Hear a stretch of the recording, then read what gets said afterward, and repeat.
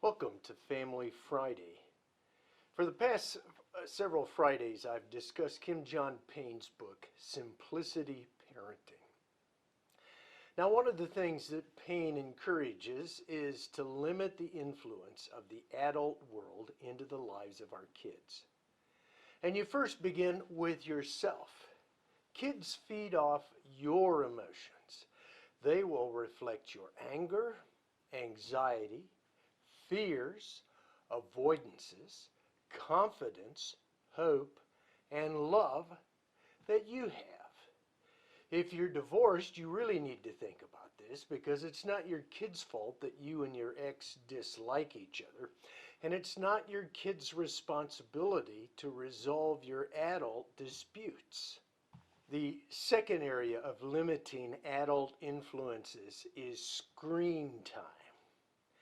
The average American kid spends more than 7.5 hours a day on their cell phones, tablets, computers, and TV.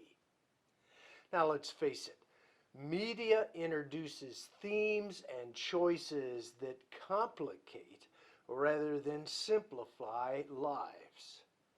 Now, signs of too much screen time for kids, and I would say adults as well, is big mood swings, irritability, depression, excessive tantrums, low toleration of stress, low self-regulation, social immaturity, low self-esteem, not being able to sleep through the night, poor short-term memory, obesity, and constant boredom. We could go on. You have to monitor your kids' behaviors and what they watch. If you don't like their behaviors, you're probably going to need to change what and how much they watch. Now, what can kids do off screen? Well, they can read, flesh out the story with their imagination. They can explore nature and the outdoors. They can develop social skills by interacting with friends, neighbors, siblings. And this gives them a chance to connect with family and home. By doing something other than watching a screen, kids will develop hand and eye coordination. That's good. Learn their natural skills, build self-esteem, and solve problems.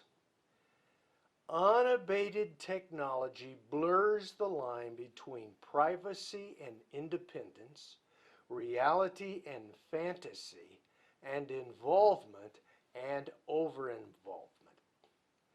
Too many preteens and teens base their self-worth on the number of likes or followers that they have on social media.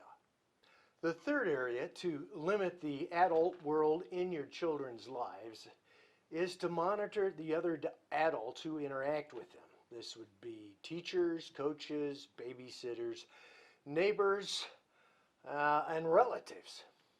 Should you catch these adults bringing adult themes and expectations into your kids' lives beyond their natural development, speak to these adults. For example, soccer should be a fun activity for an 8-year-old, regardless of the outcome of a game. And the gory and frightening news on TV ought not to be the center of attention for a 5-year-old. Your 13-year-old shouldn't be trying to shoulder the homeless crisis. Now, they could make sandwiches or pass socks out at a shelter from time to time, but to load them down with a complex issue like homelessness is to invite despair and depression into their lives. Your children are kids, so let them be kids.